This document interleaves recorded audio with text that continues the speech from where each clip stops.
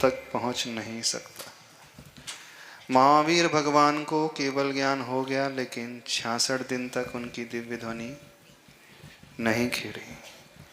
भले ही वे तीर्थंकर हो चुके थे, अनंत ज्ञान के स्वामी, अनंत शक्ति के, सुख के स्वामी हो चुके थे, इतना होते हुए भी कहीं ना कहीं वे भी पराश्रित हो जाते हैं। वो देना चाहते हैं, वैसे तो चाहत नहीं होती, उनकी इच्छाएं समाप्त हो गई, मोहनी कर्म समाप्त हो चुका है।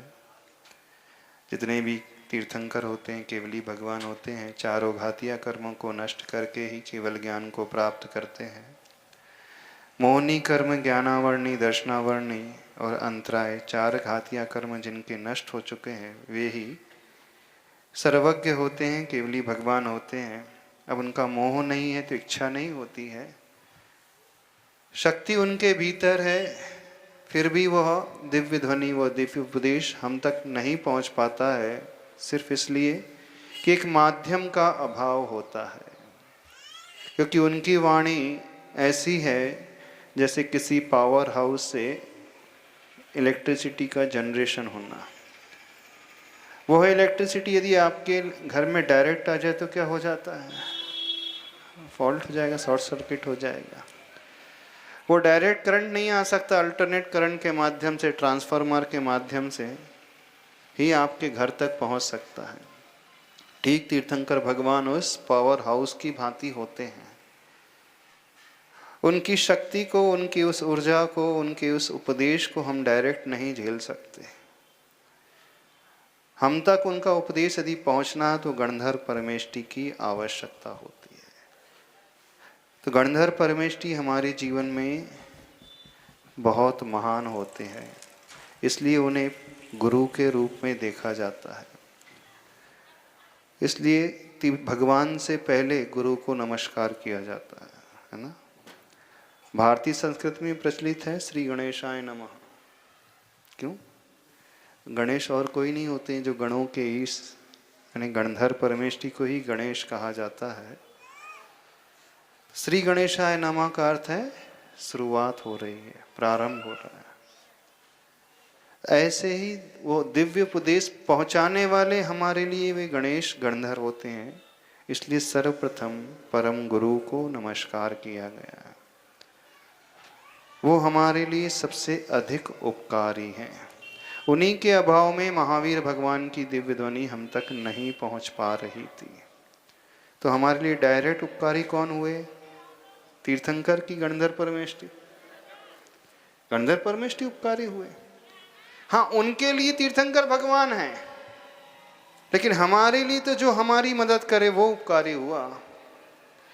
नदी में बहुत सारा जल है, लेकिन नदी के जल को एक साथ नहीं पी सकते। हाँ, वही नदी का जल जब घड़े में भरकर आपके घर में आ जाता है तो आपके लिए वो घड़ा उपकारी हो जाता है। उस घड़े के जल को पी करके आप प्यास बुझा लेते हो, अपनी तृप्ति कर पाते हो। तो ऐसे ही हमारे लिए वे गणधर परमेष्टि परम गुरु के रूप में स्वीकार किए जाते हैं। इस कारण गुरु को सर्वप्रथम नमस्कार किया जाता है। तो ये सूक्ति बनी, गुरु गोविंद दो खड़े काके लागू पाए, बलिहारी गुरु आपकी गोविंदियो बताए और गोविंदियो बनाए, दोनों ही हैं। वे बताते भी हैं और बनाते भी हैं। गोविंद का अर्थ भगवान भी का परिचय देने वाले भी वे ही हैं, और भगवान बनाने वाले भी वे ही होते हैं। क्योंकि तीर्थंकर भगवान को तो कोई छू भी नहीं सकता। छू सकते हैं आप? नहीं छू सकते। प्रतिमा को छू सकते हैं, साक्षात तीर्थंकर भगवान के चरणों को सौधर्मेंद्र भी नहीं छू सकता। उनके प्रमुख शिष्य गौतम स्वामी गणधर भी नहीं छू सकते, कि वो हाई वोल्टेज लाइन है। तो हाई टेंशन लाइन को कोई नहीं छू सकता। छू सकता है? जो छू लेगा तो क्या हो जाएगा?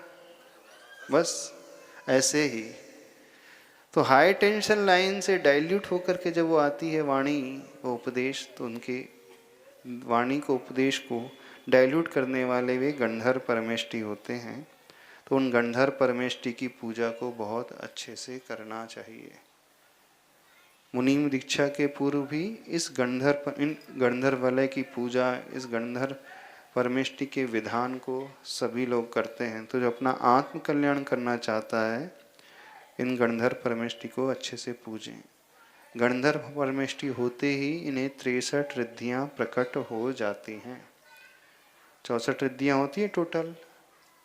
जब दिवाली आई थी तो आप लोगों ने पूजा की थी ना, 64 रिद्धि की जाप दी थी इस मंत्रों को। फिर एकमात्र केवल ज्ञान रिद्धि छोड़ करके समस्त रिद्धियों के स्वामी वे गंधर्व परमेष्टि हो जाते हैं। उनका भी आहार आदि नहीं होता है, वे कभी आहार नहीं करते हैं, और आगम कहता है कि वे भी उसी भाव से मोक्ष जाने वाले होते हैं।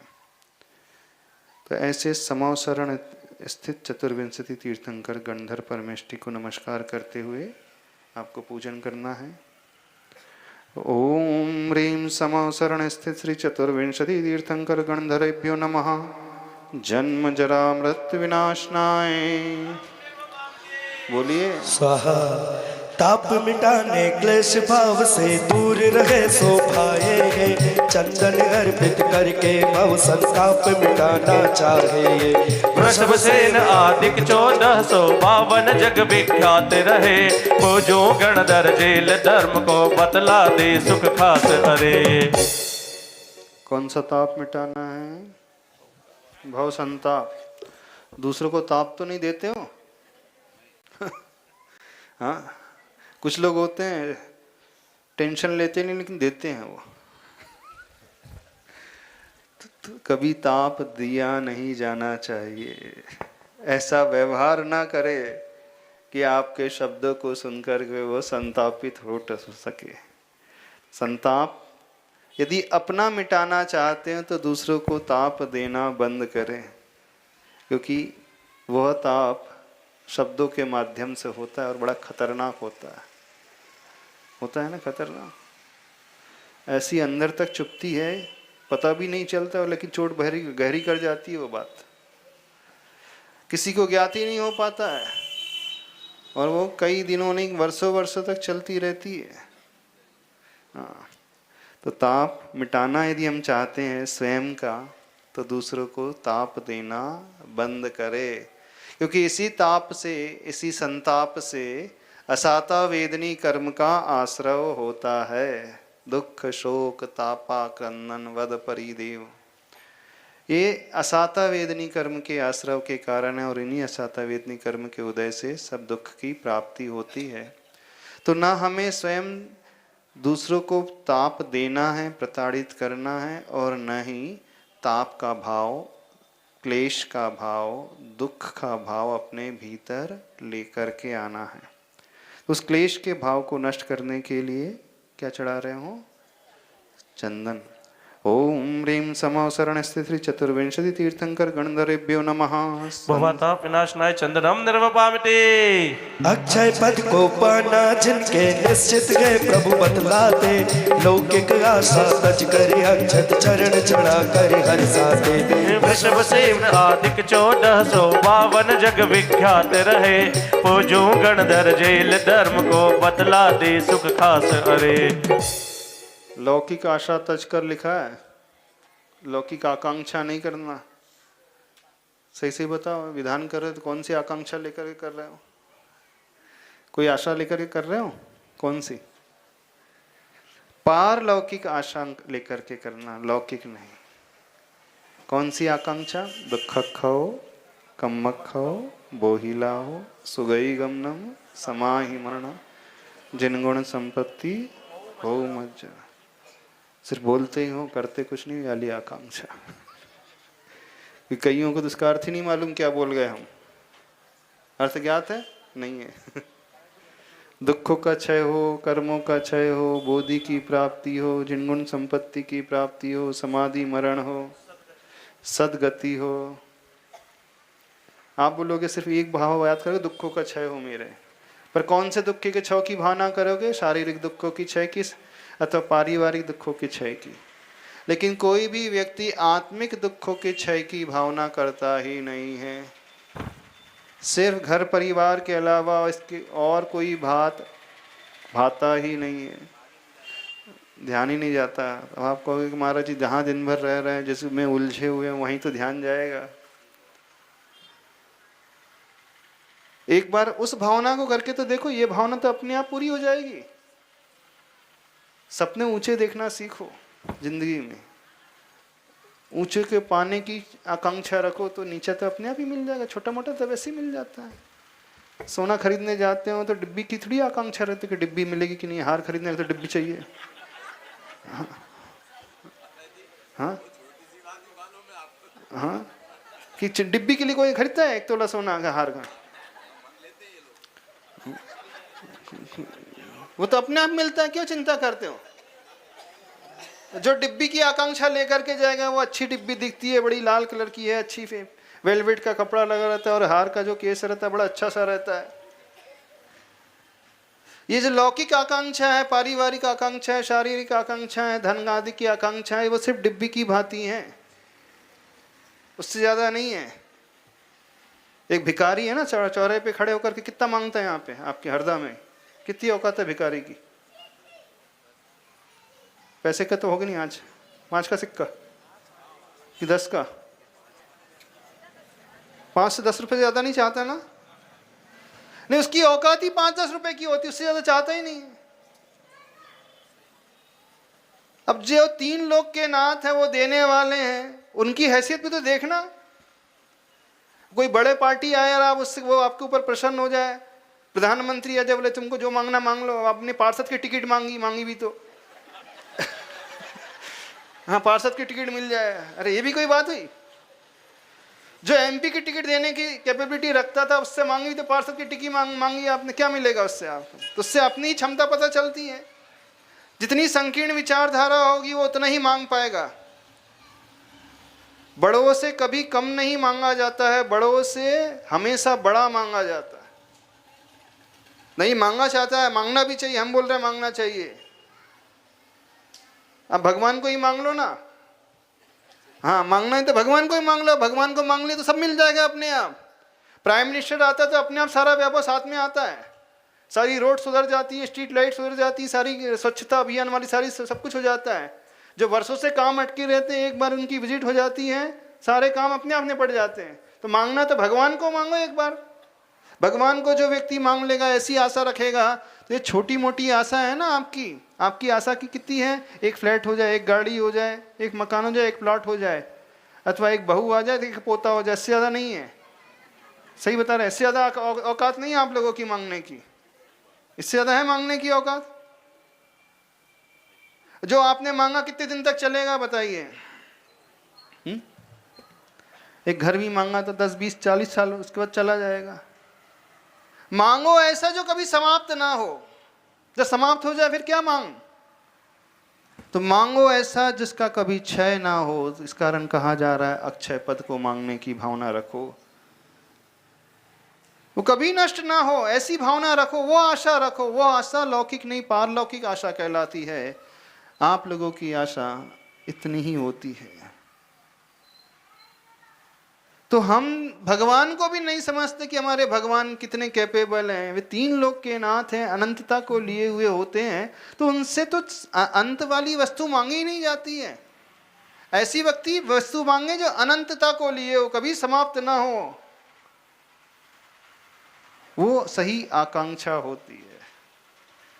पर भिखारी की भांति जन्मजात के जन्म के भिखारी जो बैठे हैं, बस इतना ही भगवान इतने में संतुष्ट हो जाए, क्या होगा? भगवान भी सोचते क्या क्या इज्जत नापी मेरी भी, इतना ही समझा। वो देने वाला दिल खोल करके बैठा देने के लिए, और आप हो कि कंजूसी से मांग रहे हो।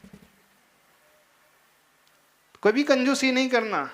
जब जब कोई व्यक्ति लौकिक आकांक्षा रखता है, भगवान के सामने ऐसी आशा लेकर के आता है, वो बहुत छोटा हो जाता है। उसने अपने आप को भी भुला दिया और भगवान को भी भुला दिया, भगवान की क्षमता को भी भुला दिया। मांगोगे तो हमेशा कम मिलेगा और नहीं मांगोगे तो हमेशा ज्यादा मिलेगा। माँ के 2 बेटे हैं, एक बेटा हमेशा मांगते रहता है और दूसरा बेटा कभी नहीं मांगता। माँ किसकी केयर ज्यादा करती है? बताना। वो कोई डिमांड नहीं रखता, उसे खाना भी तो कुछ नहीं बोलता है, और एक बेटा है छोटा वाला, वो हमेशा मांगते रहता है मुझे ये चाहिए वो चाहिए वो चाहिए, हर घंटे मांगता रहता है। तो कौन सी माँ किसका ध्यान ज्यादा रखेगी बताइए? जो कभी नहीं मुख खोलेगा उसका ध्यान पहले रखेगी, जो हमेशा मांगता रहता है उसका ध्यान रखेगी? पता है वो तो मांगता है तो मांग के खा ही लेगा, नहीं भी दे तो चुपचाप कर लेगा वो। और जो नहीं मांगता है माँ उसका ध्यान पहले रखेगी, ये मांगता नहीं भाई पहले इसको अच्छे से खिलाओ। ऐसी होता है ना? आप कैसी माता है? मांगने वाले को खिलाती कि नहीं मांगने वाले को पहले खिलाती? नहीं, पहले किसका ध्यान रखोगे? भगवान भी ऐसे हैं, जो नहीं मांगता उसका ध्यान वो पहले रखते हैं। और जो जन्म जन्म का भिखारी भगवान जानते हैं ये तो मांगेगा ही, इसकी क्या चिंता करना, इसके बारे में सोच नहीं है तो। और जो मांगेगा भी तो इतना ही सा मांगे, इससे ज्यादा मांग नहीं सकता। तो आपने सही तरीके से मांगना सीखा ही नहीं। छोड़ दीजिए भगवान के हाथ में। इतना भरोसा तो रखे प्रभु के ऊपर, इतना विश्वास तो रखें। क्या है, सर्प आ गया क्या? सीता की लट आ गई? अरे नहीं मरोगे, कुछ नहीं होगा। भगवान के समाशरण में सारे रोग शोक दुख बलाएं सब दूर हो जाती है। यहाँ कोई चिंता ही नहीं करना चाहिए, यहाँ तो निश्चिंतता से बैठना चाहिए। हो सकता है वो अभी भगवान के दर्शन करने आई हो और आप अंतराय कर्म का बंद कर रहे हो, उसे दर्शन करने देना, वो कुछ नहीं करेगा। भगवान का समाशरण एक ऐसा स्थान है, हिंसक से हिंसक जीव जंतु भी अपनी हिंसा वाली प्रवृत्ति को भूल जाते हैं, वो भी अहिंसक हो जाते हैं।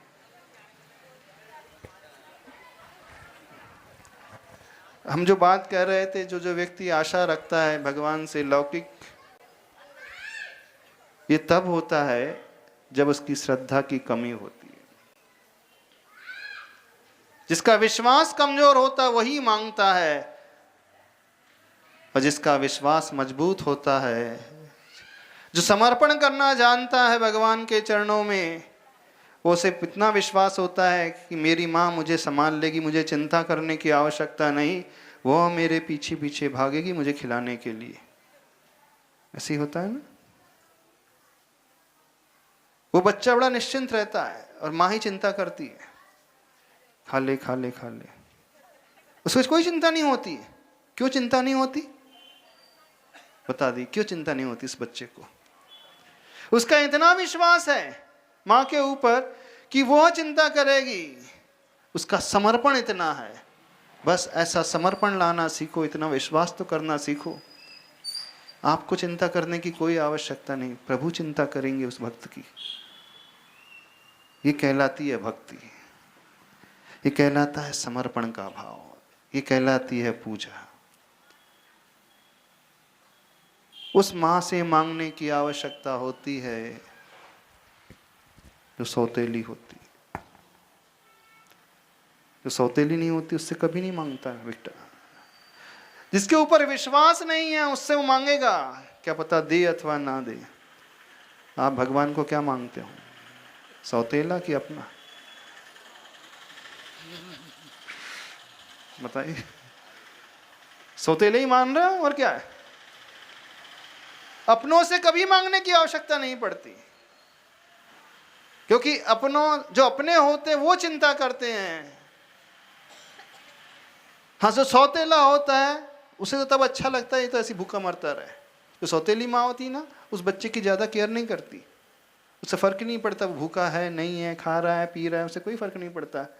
लेकिन जो असली माँ होती है उस बेटे की चिंता हमेशा करती है। तो आपकी दृष्टिकोण में आपके प्रभु सौतेले तो नहीं? लगता तो है सौतेले, क्योंकि सौतेले के प्रति ही क्वेश्चन मार्क खड़ा होता है, आशंका पैदा होती है, क्या पता देगी कि नहीं देगी। सौतेलापन का व्यवहार छोड़ो, असली व्यवहार लाना सीखो। और ये समर्पण से होता है। जहां समर्पण हो जाएगा, कुछ नहीं करना है, सब कुछ अपने आप मिलता चला जाएगा। उस भाव से करके तो देखो भक्ति। एक बात और पूछना चाहते हैं, आपने इतने वर्षों से मांगा, कितनी मांगे पूरी हो गई आपकी? पूछ रहे हैं। खूब मांगा, कितनी मांगे पूरी हुई? हो गई पूरी? सारी की सारी नहीं हुई। इसका अर्थ है कि मांगने से नहीं मिलता, मांगने से कभी नहीं मिलता है, उस योग्यता को पैदा करने से मिलता है। जो पिता सही होता है ना, वो संपत्ति अधिक उसके हाथ में सौंप करके जाता है, उस बेटे के हाथ में जिसके भीतर योग्यता होती है। और जिसके भीतर योग्यता नहीं होती है, उसे पता है कितनी भी सौंप दूं ये उड़ा देगा, कोई कीमत नहीं करेगा इसकी। और जिस बेटे के भीतर योग्यता होती है, उसे अपनी सारी वसीयत अच्छे से सारे रहस्य की बातें बता करके जाता है। पता है यही आगे लेकर के जाने वाला है, इस लेगेसी को, इस संस्कार को, इस विरासत को यही आगे लेकर के जाने वाला है। बाकी तो नाकाम है, वो ले ही नहीं जा सकता, उसकी क्षमता ही नहीं है। तो जहां योग्यता होती है, जहां व्यक्ति डिजर्व करता है, वहां उसे डिजायर करने की आवश्यकता नहीं होती है। तो डिजर्व करना सीखो, योग्यता अपने भीतर लाना सीखो, तो आपको कभी इच्छा करने की आवश्यकता ही नहीं होगी। अपने आप ही सब कुछ मिलता चला जाएगा, कोई चिंता नहीं, कोई विकल्प नहीं। कुछ समझ में आ रहा है? संस्कार उल्टा क्यों दिया जाता है बचपन से? कौन सा उल्टा संस्कार? बिना रोए तो माँ भी बच्चों को दूध नहीं पिलाती, वो मांगता है रो रो के, फिर ही माँ दूध पिलाती है। जो माँ रोकर, जब रोते हुए बच्चों को पिलाती तो सही माँ है ही नहीं। कितनी माँ यहाँ पर है जो बच्चे के रोने का इंतजार करती है? सारी ऐसी है यहाँ की। कहावत ऐसी है महाराज जी, हाँ? कि बिना रोए तो माँ भी बच्चों को नहीं, दूध गलत नहीं पिलाती। कहावत तो ऐसी ही है, गलत कहावत है। कितनी माँ यहाँ पर ऐसी बैठी हैं, जब बच्चा रोता है तब आप उसका दूध पिलाती है, जब वो भूखा हो जाता है, मांगता है, तब उससे भोजन कराती है? कोई नहीं है। टाइम हुआ कि नहीं, पहले उसकी थाली लगा के रख देती, बेटा थाली लगा दी। सही माँ जो होगी बिल्कुल ऐसी ही होगी, उसको मांगने का इंतजार ही नहीं करेगी वो। और मांगने का इंतजार किया जा रहा है तो ये तो होटल में होता है, जब ऑर्डर प्लेस करोगे तब रोटी बन करके आएगी, सब्जी आएगी। होटल में ऐसी होता है ना, हाँ आपने ऑर्डर किया काजू करी तो अब आएगी, रोटी कर तो आएगी, नहीं तो वैसे नहीं आएगी। माँ के हाथ से ऐसा नहीं होता कि जब माँ को ऑर्डर करो सवेरे से, देखा आज भोजन इतने बजे मिल जाना चाहिए, ऐसा नहीं। वो तो उसको समझदार है, वो सब दे देगी, पहले से बना करके रख देगी। अब यहाँ की माता का पता नहीं, हमें हरदा की कैसी है। हाँ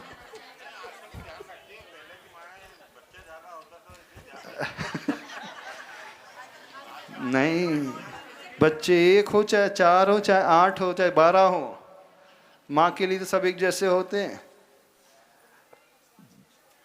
तो प्रभु तो उन माँ से भी बड़े हैं, उससे भी अधिक करुणावान हैं, उनसे भी अधिक दयावान हैं। वो तो 3 लोक के नाथ हैं और सर्वज्ञ हैं।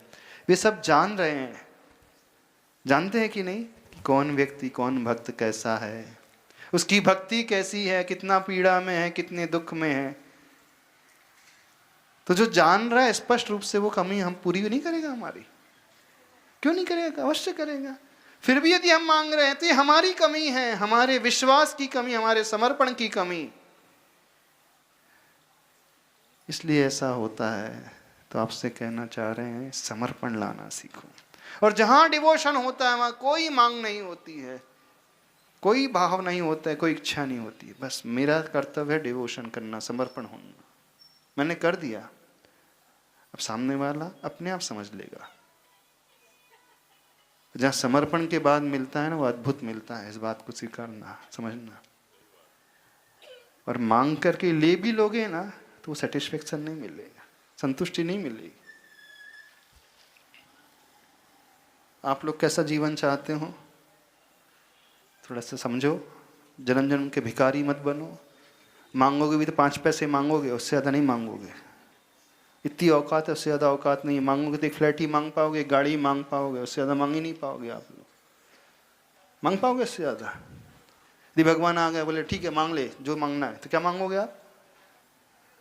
इससे ज़्यादा नहीं मांग। जितने भी मांगते हैं, क्या मांगते हैं? बेटे की शादी हो जाए, बेटे के लिए बहू मिल जाए, ये हो जाए, पोता हो जाए, नौकरी लग जाए, दुकान चल जाए। इससे ज़्यादा कुछ मांगते हो?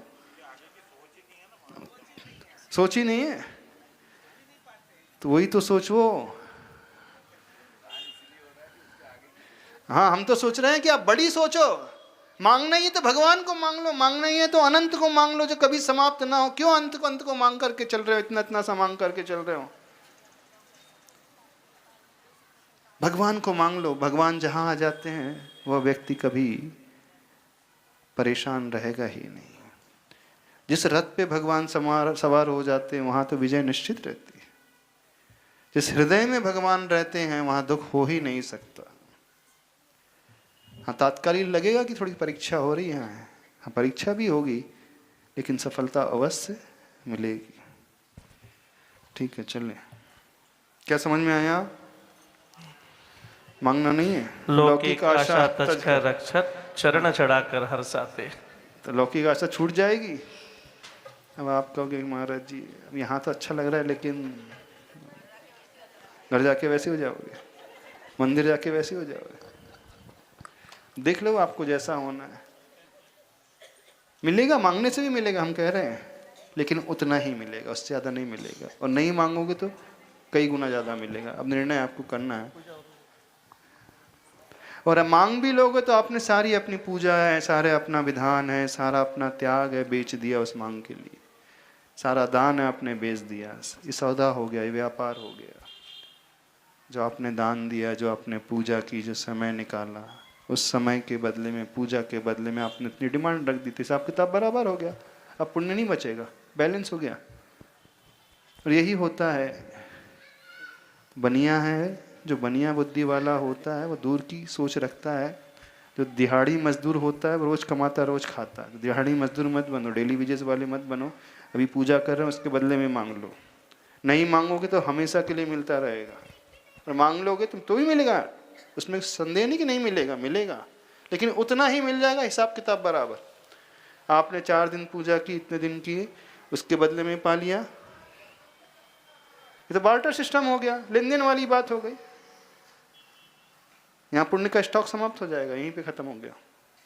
और नहीं मांगोगे तो वो हमेशा चलता रहेगा लंबे समय तक। अब जो बनिया होता है वो लंबे समय की सोचता है। सही बनिया बनना सीखो, ठीक है? चलिए। ओम ह्रीं समो शरणस्ते श्री चतुर्विंशति तीर्थंकर गणधरेभ्यो नमः। अक्षय पद प्राप्ते अक्षतान निर्वपामते। उपसर्गों में पुष्प सरीखे खुले खिले जो रहते हैं, उनके पद में पुष्प चढ़ा हम काम बाण को हरते हैं। वृषभसेन आदिक 1452 जग विख्यात रहे। पूजो गणधर झेल धर्म को बतला दे सुख खास अरे। इसका तो अर्थ समझ में आएगा, तब इसको न्यू डिटेलिंग करते हैं। ओम ह्रीं समो शरण स्थित चतुर्विंशति तीर्थंकर गणधरेभ्यो नमः।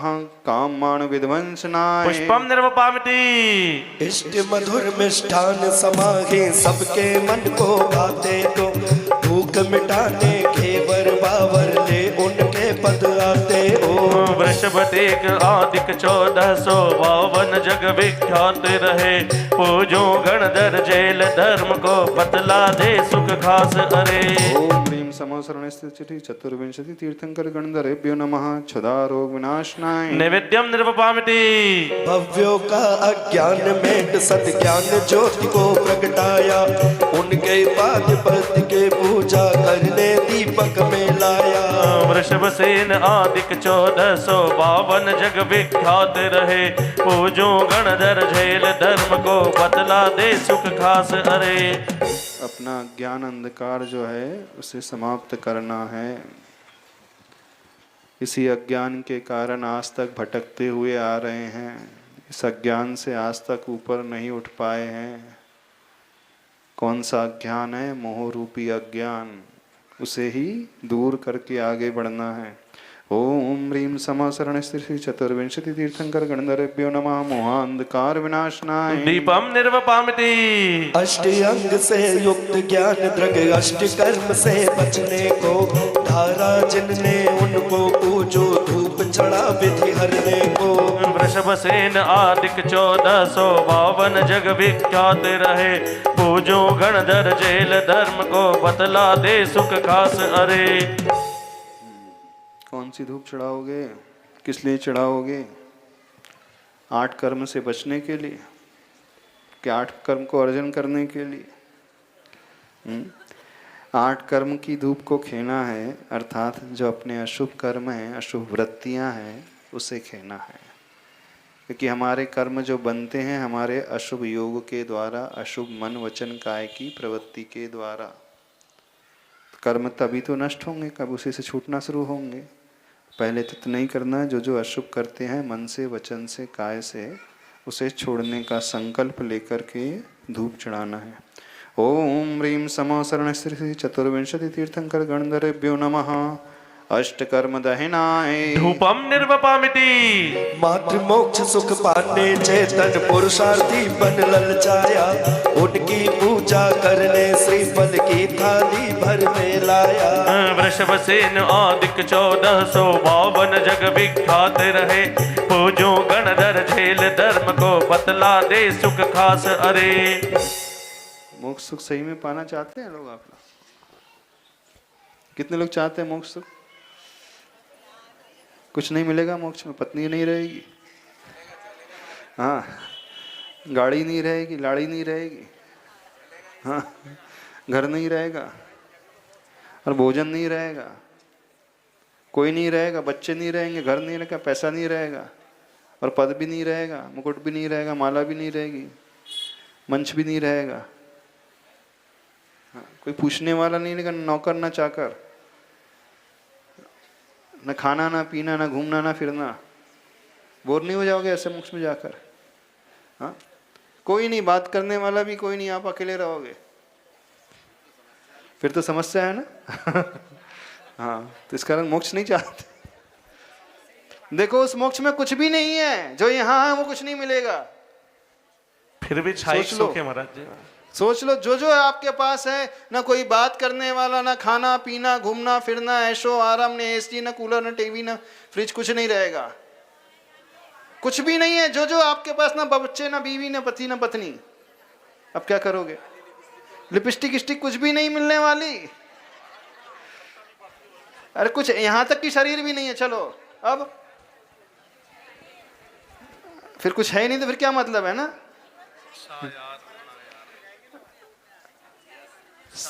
जितने हैं ना ये सब मोक्ष कुछ नहीं चाहते हैं। आप तो सिर्फ देव बनना चाहते हो, सही बता रहे हैं। अंदर की बात है ना। वो अप्सराएं होना चाहिए बहुत सारी, लाखों की संख्या में, विमान चाहिए है, घूमना फिरना है, बाग बगीचे जाना है, झरने जाना है, यही जाना है कि नहीं? हाँ, एक बार विदेश यात्रा करना है, यूरोपियन कंट्री, स्वीडन जाना है घूमने के लिए, स्विट्जरलैंड जाना है। वहाँ ना स्विट्जरलैंड मिलेगा, ना पेरिस मिलेगा, ना कुछ नहीं मिलने वाला, ना फुकेट बीच मिलेगा। और क्या करोगे? थाईलैंड मिलेगा। अब क्या करोगे वहाँ? कुछ भी नहीं मिलेगा। आप ऐसे मुख जा करके क्या करोगे? बोलिए, क्या चाहते हो? वहाँ पे कुछ है ही नहीं। जो आप सोच सकते हो वहाँ कुछ भी नहीं है। जो भी सोच सकते हो वहाँ कुछ है ही नहीं। XYZ कुछ भी नहीं मिलेगा आपको। जिसमें आज तक आपने सुख ढूंढा, एक भी वस्तु नहीं मिलेगी। चाहते हो? अब तो क्वेश्चन मार्क आने लगा। सही में बोर तो हो जाओगे वहां जाकर, है ना? भगवान बोर नहीं होते होंगे मोक्ष में जाके? सिद्धालय में बैठ के बोर नहीं हो जाएंगे? कुछ करना धरना ही नहीं है। जैसे आपसे कह दिया, कुछ करना धरना नहीं, बैठे रहो शांति से।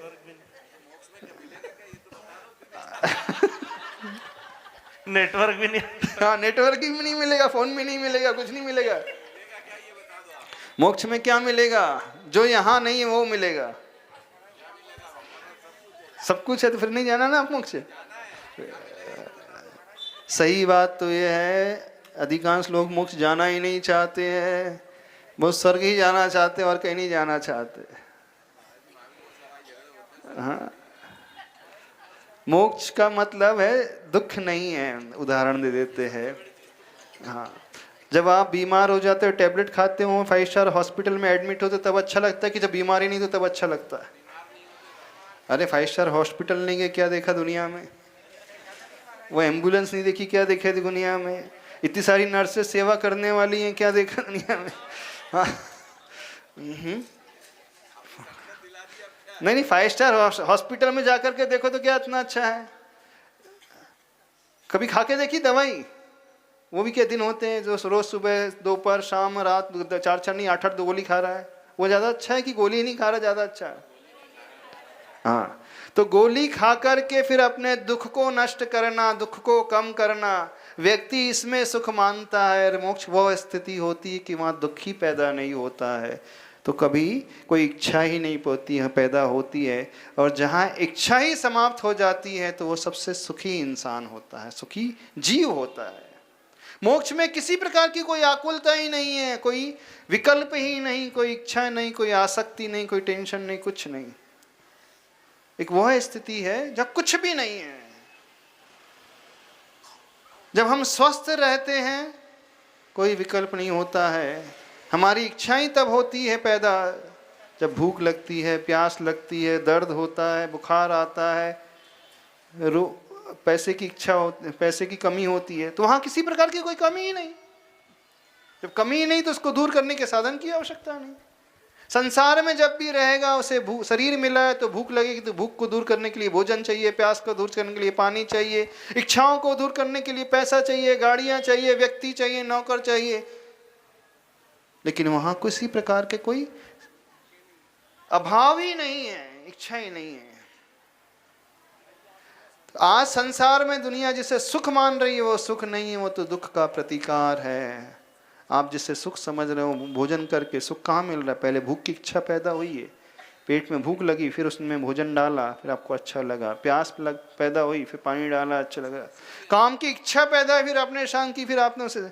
जहाँ भी कुछ होता है संसार में सिर्फ वेदना का प्रतीकार होता है, दुखों का प्रतीकार होता है। और जहाँ दुखों का प्रतीकार हो जाता है, बुखार कम हो गया तो अच्छा लगने लगता है। हाँ, बुखार कम 104 से 98 आ गया तो अच्छा लग रहा है। एक वो स्थिति है कि बुखार आए ही ना तो दवा की आवश्यकता ही नहीं, भूखी ना हो तो भोजन की आवश्यकता नहीं, प्यासी ना तो पानी की आवश्यकता नहीं, शरीर ही नहीं है तो कोई इच्छा ही नहीं।